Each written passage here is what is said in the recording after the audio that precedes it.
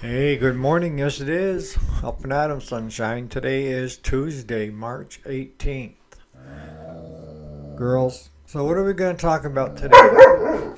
Hey, yes, I have two dogs, sisters, that at times don't get along. But thankfully, most times they do.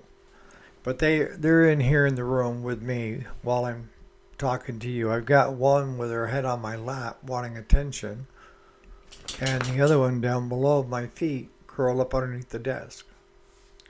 So what are we going to talk about today? I'm just curious if you guys are starting to see with the warmer temperatures, your customers starting to think summer. Are you thinking summer? So stay tuned.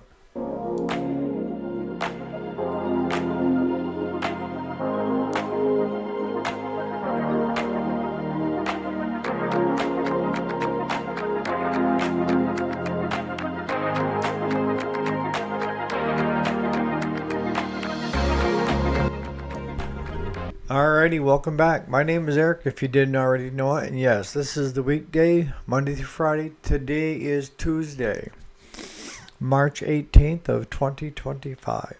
So what are we talking about today? I'm talking about yesterday was the first customer this spring, because it is this spring. And we just had a nice warm spell of up in the 60s. Has spurred the first customer to give me a call and say, come get my mower's got the snowblower you guys mounted last year, and could you take it and put the mower deck on it?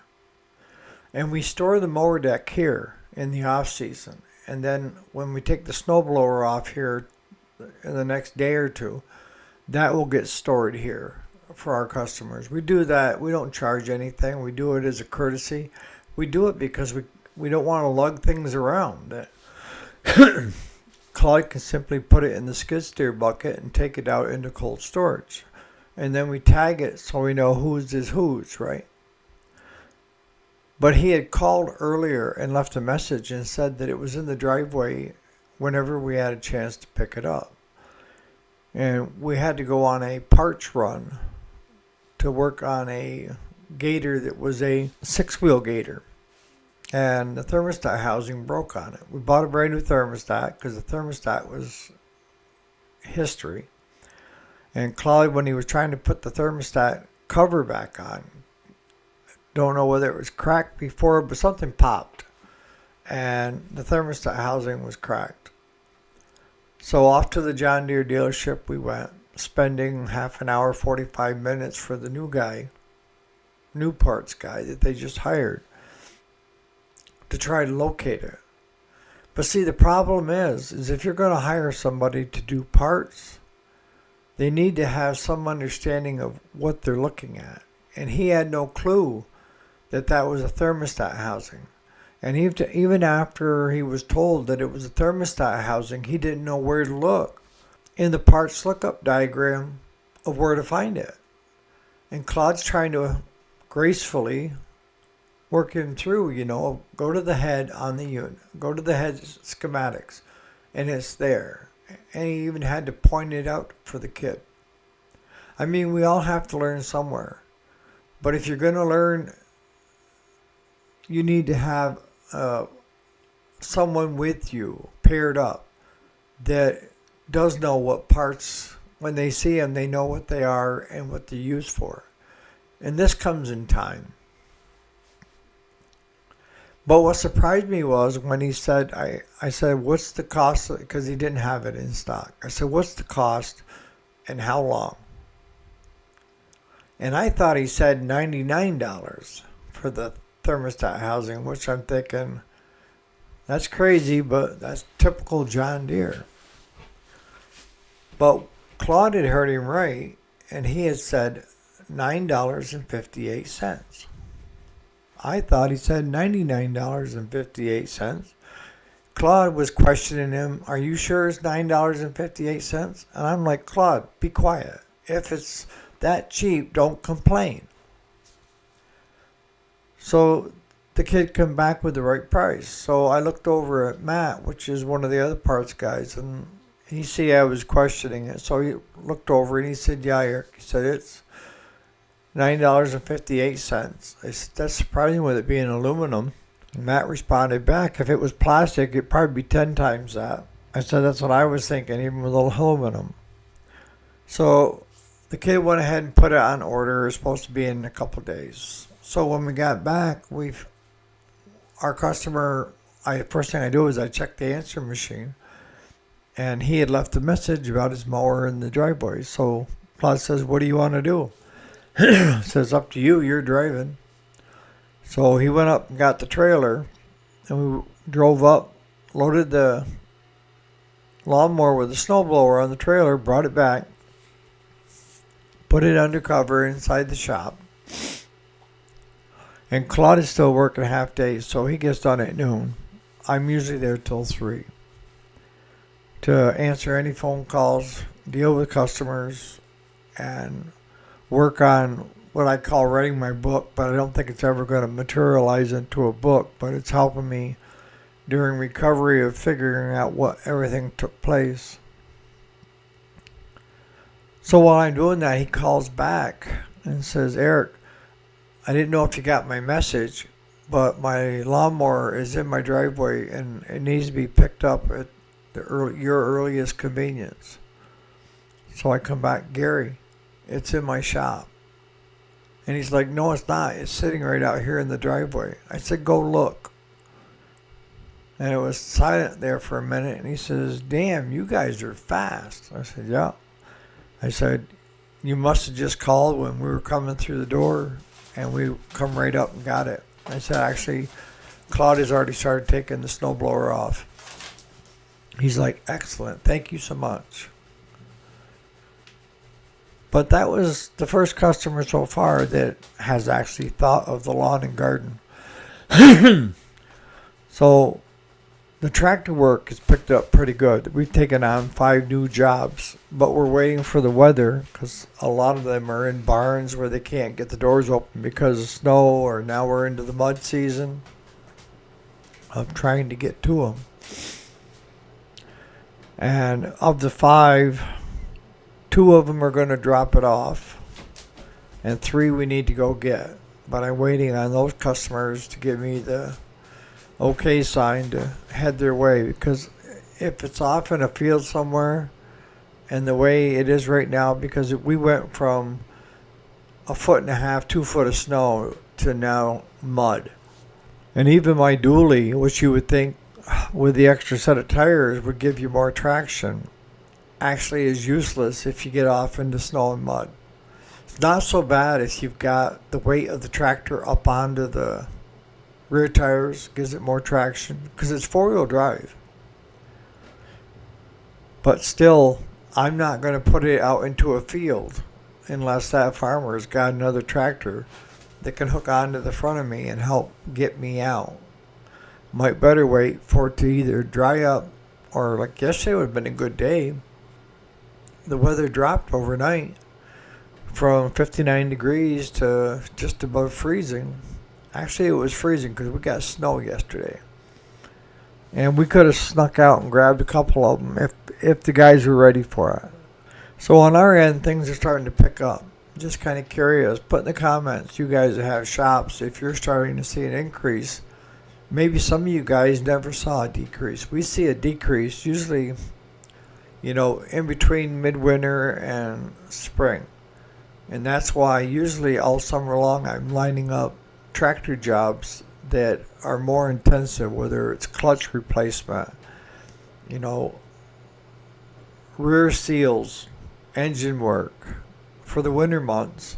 And I give these guys breaks, a discount, because from the fall of the year where we get done with the lawnmowers and do a few snow blowers as far as doing a service on them, it's crickets until the following spring. Unless somebody breaks their snow blower or something like that. But normally it's pretty quiet. So I take during the summer months and I line up these tractor jobs where I usually try to have 4 in the shop at one time with more outside. And Claude and I will start on the first one until we get to the part of where we need parts, and then we'll go ahead and order. I won't order parts based on what the customer tells me. If the customer tells me the rear main seal is leaking, I don't just automatically go buy a set of rear main seals, because they come 2 per package. You have the inner and outer. We wait until the machine's apart, until you take the tire off, you hook the winch, I shouldn't say winch, but that's basically it's, you hook the crane. We have a small crane on an I-beam, and we hook straps around the rear axle and then just slide it right out to where we can get access to it, because in order to do the seals on that, you have to do it from the inside. You can't pull the seal from the outside. You have to go inside. And when we do that, you never know what you're going to find, because once you do that, you got at least 2 seals and a gasket. That's the minimum. So we'll get the one side pulled apart. That's the worst. And I'll go ahead and I'll order 2 sets of each for both sides, if both sides are leaking, in that order from that distributor, so that they're here. And most times, a lot of the older Fords, I carry the seals right here in stock, because we do so many of them. And then we'll jump to the next one, and then to the next one, and then as we get one fixed, we kick it out and bring in the next one that's sitting out there waiting for repairs. And that will usually get us right through till spring. This past fall, we had 5 people have to back out due to financial reasons, that they just didn't have the money to spare this year, which is totally understandable. I know how the economy has been. But now it seems like there's another spur of people, and I've heard you can blame it on people getting their income tax money and looking for places to spend it. But no, I'm not the type of person that complains about having to turn down work, because I'm not turning down work right now. But I can be honest with you, one of the best things that's happened so far is I decided to post an ad on Facebook. But what I did was I put the ad on my feed, and I had it so it was shareable to the public. And I was amazed of how many of the people on my friends list shared it. And I attribute a lot of the new work that we're getting right now, from friends of mine sharing it to friends of theirs. And it's greatly appreciated. So if you haven't tried this, you might want to try it. Make sure that other people can share it to the public, because if not, then the only ones that are going to see it are people that you already know, right? That works as long as you have friends on your friends list and not like 1 or 2 people. I've got, on my private account, I think there's 400 or 500 people there. So once they started sharing it to their friends, and most of them have got like 1,000, 2,000 friends, it started getting word out, and people that have been looking for someone to work on their old tractors saw the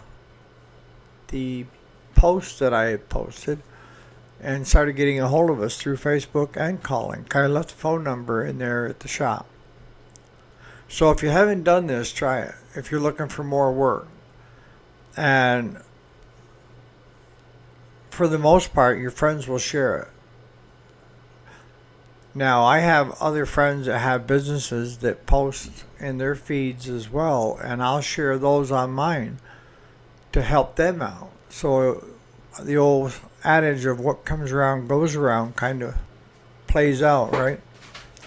So anyhow, it's not going to be a long video today, but I'm just curious to see if you guys had any drop in work coming into the shop, and if you did, have you started seeing things picking up? And what are ways that you get new work into the shop? You know, this This channel is all about sharing of information. Hey, and that is, it's helping each other out. I'll help anybody as long as I see that they're trying. And I think most people here are trying. They're either trying to learn or they're trying to figure out how to solve problems that they have that no one else has the answers to, but we do when we think as a group. So on that note, you guys have a great Tuesday, and I'll see you here bright and early tomorrow morning for another episode of the weekday.